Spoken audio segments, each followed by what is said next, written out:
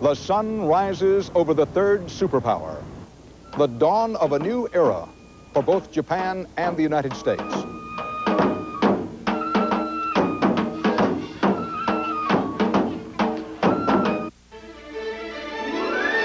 This is the CBS Evening News. Dan Rather reporting from Tokyo, where it is Tuesday morning. We're here to report on the facts and the future of Japan as a superpower, while the land of the rising sun stages a final farewell for the late Emperor Hirohito. This is the Nijibashi Bridge of the Imperial Palace.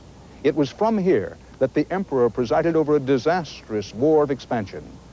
Here that stunned Japanese came when Hirohito told them to endure the unendurable and surrender to the conquering Americans.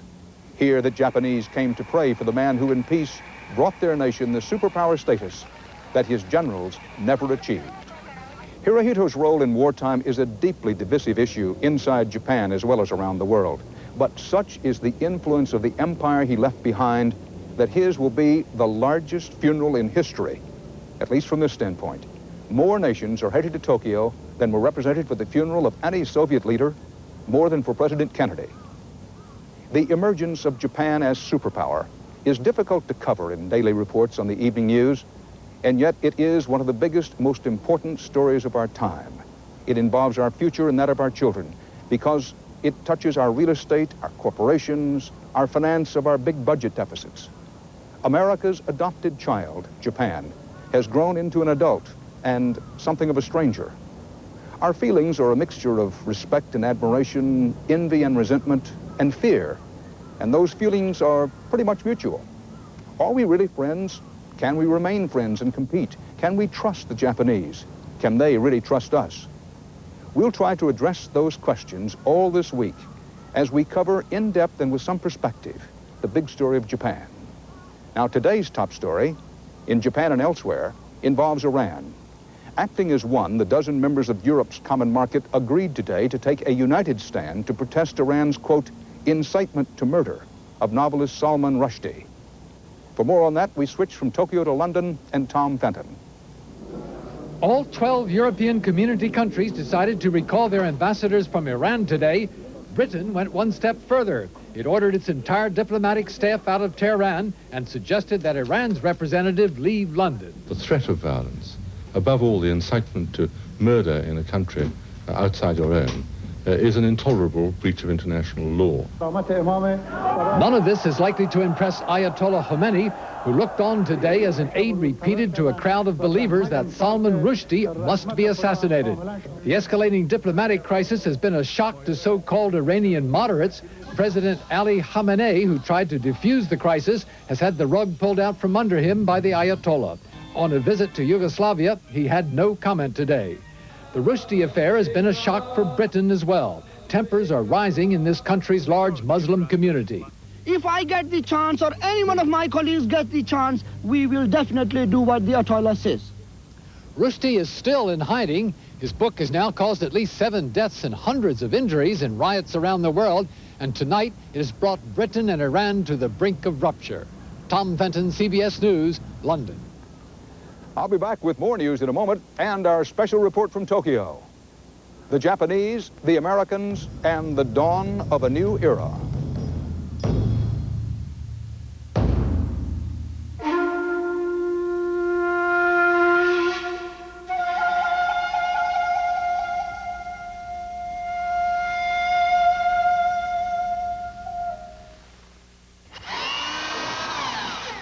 I used to take aspirin for minor arthritis pain, but it sometimes upset my stomach, so I switched from aspirin to Advil.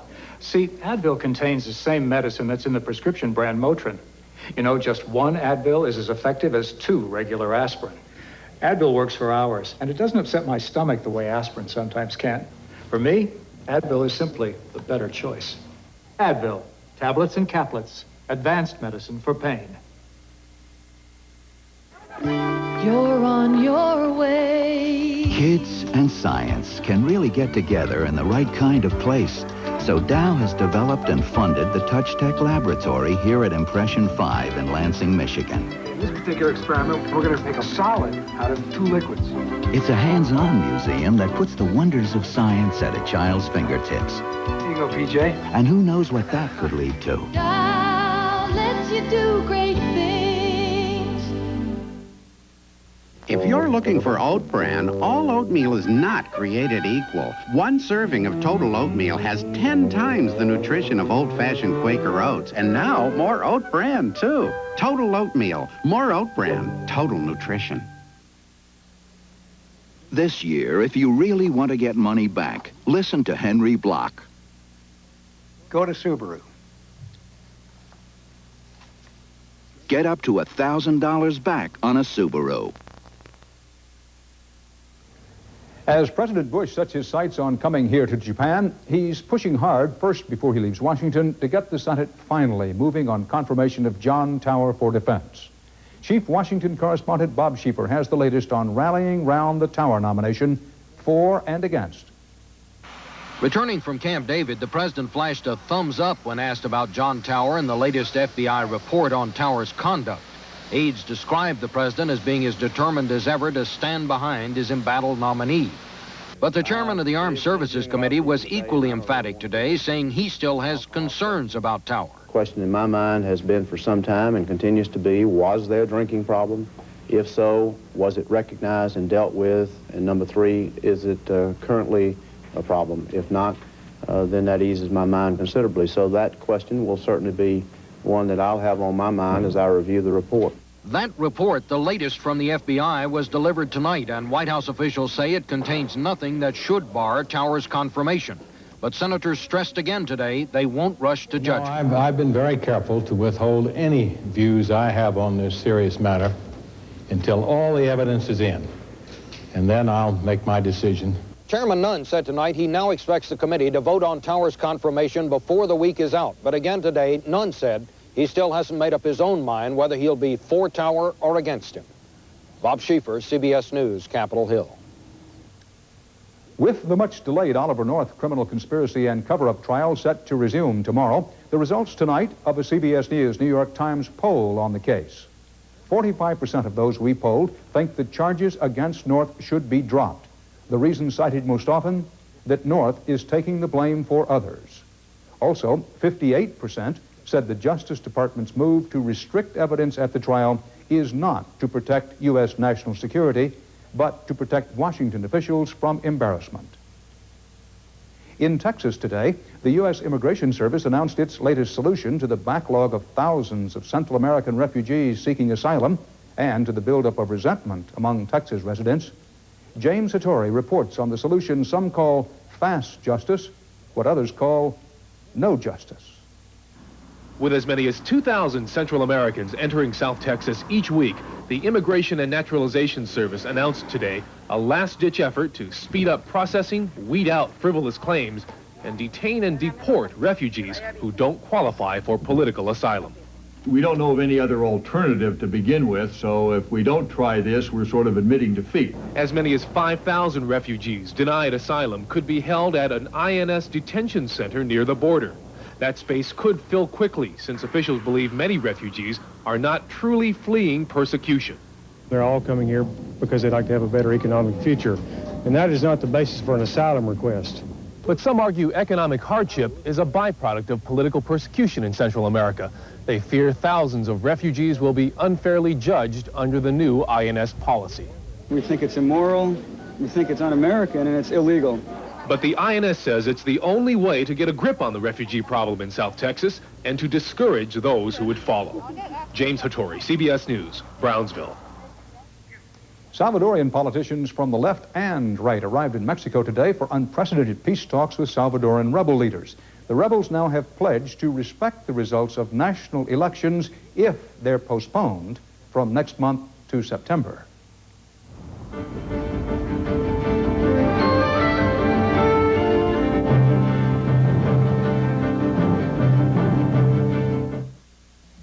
All your life, you've taken care of everyone else.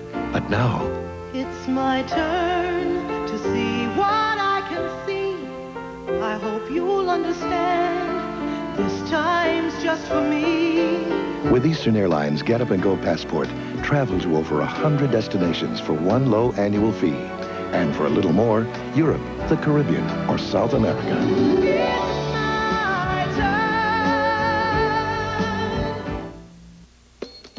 Along with the fiber, are you getting something extra in your high-fiber cereal?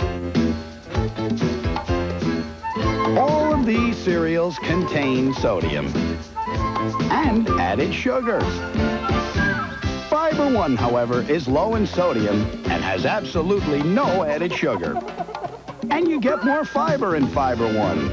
So get more of the fiber your body needs and less of the stuff it doesn't. Get Fiber One. With it, you can communicate instantly with anyone virtually anywhere in the world. With it, you can save time and money. Without it, you're just not dressed for business. The MCI card. It is America's business card.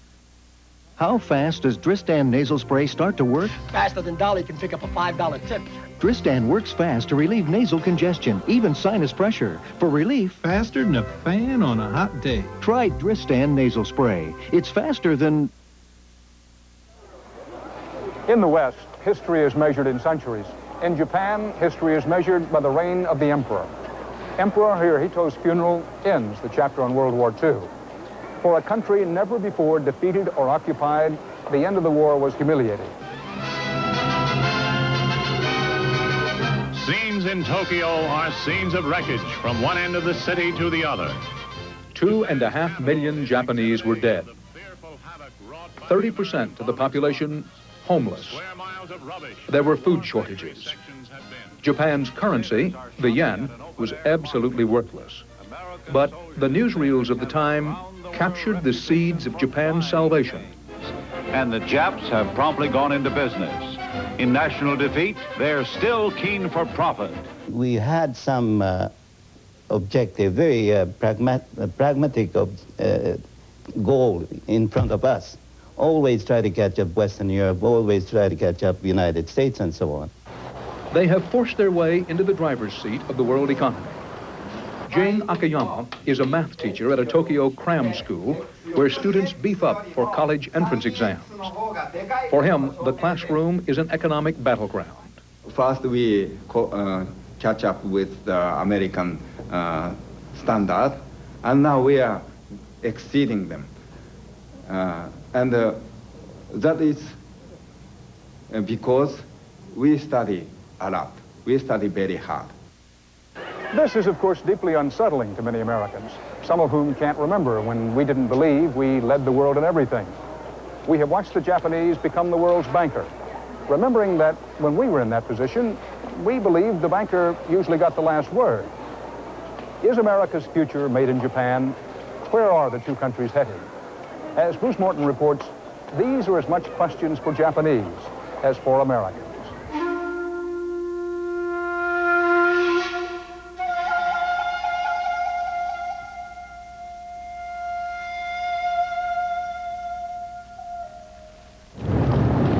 Here come the Japanese, affluent, successful, richest new kids on the block. Are they the new superpower, equal to the United States and the Soviets? We are number 2 country. We are because we worked harder. But we cannot be number 1 country in near future. We have succeeded in making the economic development. We have succeeded in making money. Next question is, for what this money is to be used? Japan is at the start of a new era, a country in transition, but the old virtues are still strong here.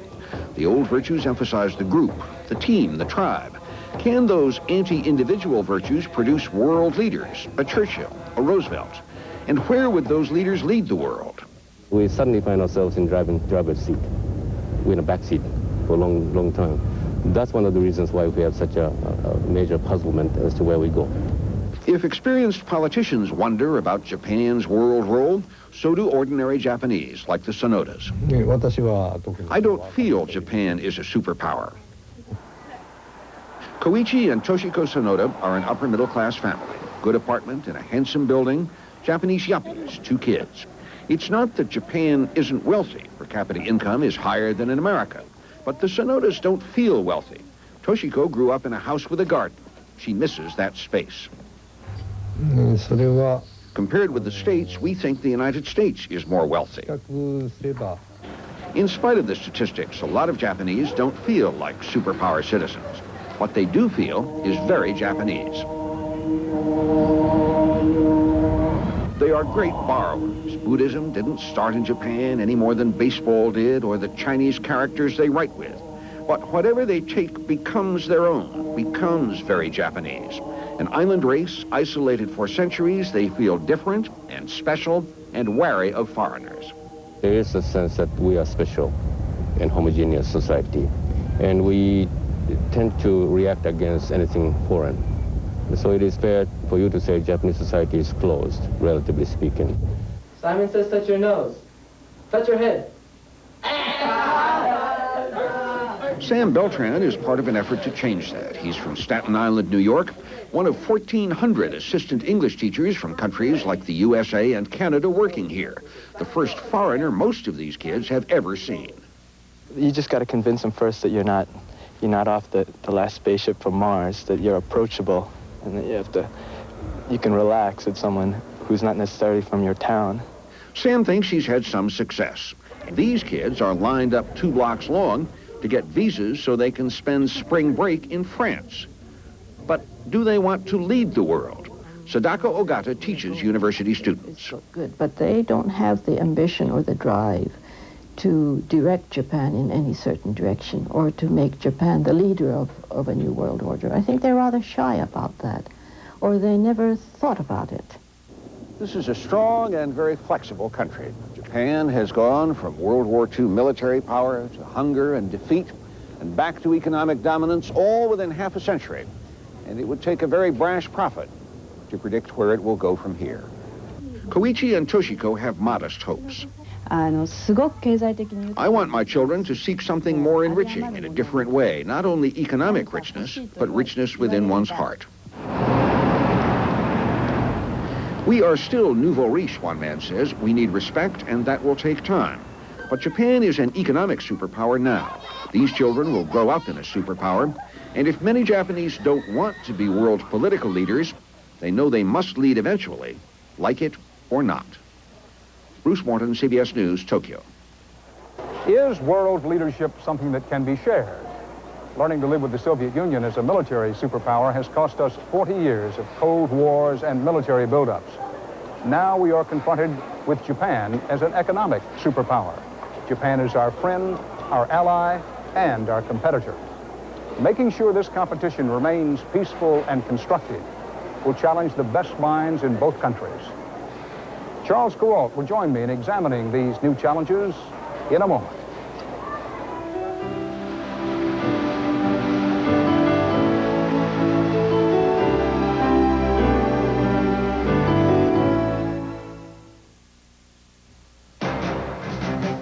If you ask every American the meaning of success, you won't hear the same answer twice. Whatever your idea of succeeding, Citicorp and Citibank can help. With Citibank MasterCard and Visa cards, Citicorp Savings, Diners Club, and Citicorp Mortgage. We also serve millions of customers in every major marketplace worldwide. Citicorp, because Americans want to succeed, not just survive. You get a little irregular when you travel? I do too. Strange food, strange places, stress. It all adds up.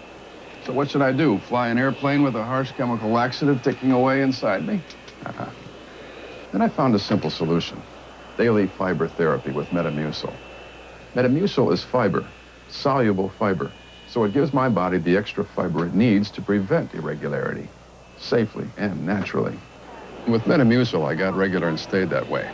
It made such a difference now I take it every day, even when I'm back in my own hometown.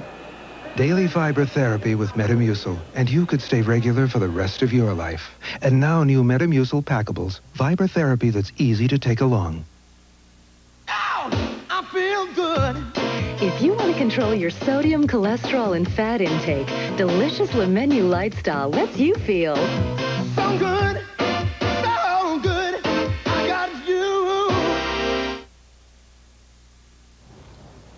My colleague Charles Kuralt and I are standing on the campus of the world-famous Tokyo University.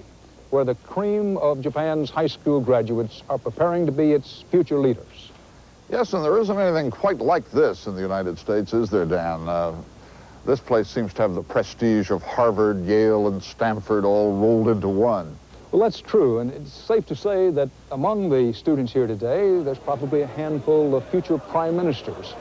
Everyone agrees they're getting a superb education, but with at least one gaping hole in it.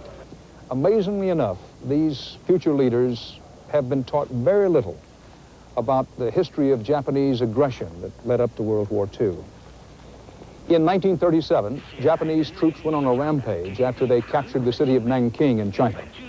They killed and raped thousands of people. It is known as the Rape of Nanking in most histories, but in the Japanese textbook, it's just a footnote with no numbers or description. It's called the Nanking Incident. Japan, as we know, Charles, was the scourge of the Pacific and East Asia for decades up to World War II. But all this has been brushed over or airbrushed out of the books these students have read. Of course, not many American students know much about World War II either. The difference is that what happened here was very big and very bad. And if there are future prime ministers walking around on this campus today, as you say, it's worrisome to think, isn't it, that they're going to come to power without understanding what their grandfathers did to the world once. There's no way to avoid joining the army, because it was duty for all Japanese. President Roosevelt called the Japanese attack on Pearl Harbor a date that will live in infamy. Americans remember. Do the Japanese? Myself in Matsumoto Regiment. Well, Grandpa Yutaka Shimizu surely does. In the family album, he is the proud young soldier. Yes, just pretending to be proud of. Just pretending to be proud, he says. My bottom of the heart was trembling with the fear of death. But at the bottom of his heart, he says he was trembling with the fear of death. The old people remember the war, all right. How could school children possibly know about it? Well, they could know if their textbooks told them anything about their government's wartime aggression and their army's atrocities, but they don't. Japan was isolated with no natural resources, he says. Japan had to attack the United States in order to get these natural resources. So much for the date that will live in infamy. There's a whole department of the Ministry of Education in charge of censoring the textbooks. The official in charge, Masanao Mori, says we don't want to be too negative. The Japanese flag shouldn't be a symbol of bad things. We seem to have a heavier dose of what I would call historic amnesia, the tendency towards forgetfulness. Social critic Masao Kunihiro says Japan recovered from the war by learning from the Americans and others. But now, I'm afraid the Japanese people have become so arrogant and so haughty and so, thick-headed that we are now saying, we have nothing more to learn from the rest of the world. We are the tops. A stubborn old historian named Saburo Ienaga keeps going into court to try to force some truth about Japan's conduct in World War II into the textbooks. Some, mostly older Japanese, support him. Most younger Japanese don't see what any of this has to do with them. For me, no way to sacrifice as much as my father did or my grandparents did. I think my philosophy is different from my father's and also my father's generations. These kids are not interested in social problems, says the man from the Ministry of Education. They're interested in money and computers. Old man Yutaka Shimizu knows the truth about World War II. Oh, it was very cold. Mrs. Shimizu remembers the bombs and the hunger. Their son, Naokata, remembers less. And what does he tell his daughters about the past? Well, I'd like to tell them more, he says, but, you know, Japanese fathers are very busy. And you, Chiaki, you are 15. Can you imagine how things were in World War II? No, I can't imagine.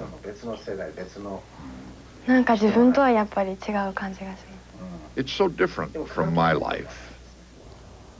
That little girl knows all about Hiroshima, Dan. She and her classmates have been there and talked to victims of the American atomic bomb. She said some of her classmates cried. But I'm sure she doesn't know anything about the rape of Nanking or the Bataan Death March. Japan's neighbors, which suffered so much once at the hands of a powerful Japan, are very uneasy with the idea of a new generation of Japanese coming along, which doesn't know all that. Thanks, Charles. And it brings into sharp focus a very important point about this week's funeral of Hirohito, or as the Japanese call it, ceremony of farewell. With representatives of 159 nations to be here, the Japanese, rightly or wrongly, see it as a mark of approval for not who they were, but for who they are. Tomorrow, we'll look at the Americans who helped rebuild Japan after the war, and those who come here today drawn to an economic superpower. That's tonight's CBS Evening News. Dan Rather with Charles Kuralt reporting from Tokyo. Good night. If you've got dental work, you've got 3 great reasons to chew Freedent gum. You know Freedent won't stick to your dental work, and Freedent freshens your breath. But maybe you didn't know Freedent moistens your mouth. So if you hate a dry mouth like I do, chew Freedent. Freedent's the one that took the stick out of gum, and Freedent moistens your mouth. Yeah, moistens your mouth, and freshens your breath while you chew. Non-stick Freedent moistens your mouth and freshens your breath. You've always trusted Woolite to care for your fine sweaters. Wouldn't you love to get that same Woolite care for your rugs and for your chairs? Well, here's how.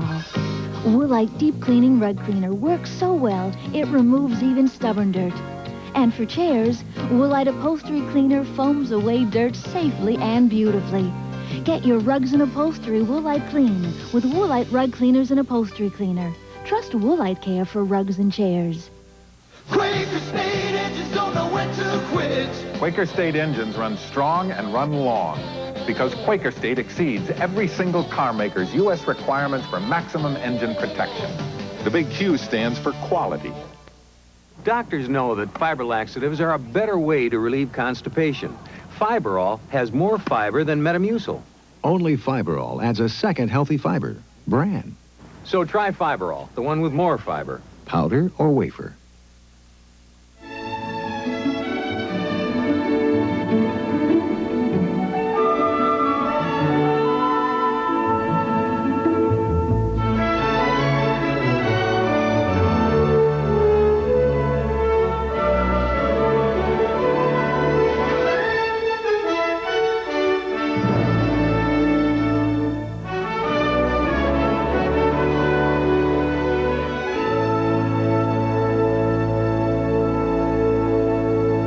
Kathleen Sullivan. And I'm Harry Smith, live from Tokyo. Americans learning to do business in Japan. Plus the role of Japanese women and the ancient city of Kyoto on CBS this morning. This is CBS.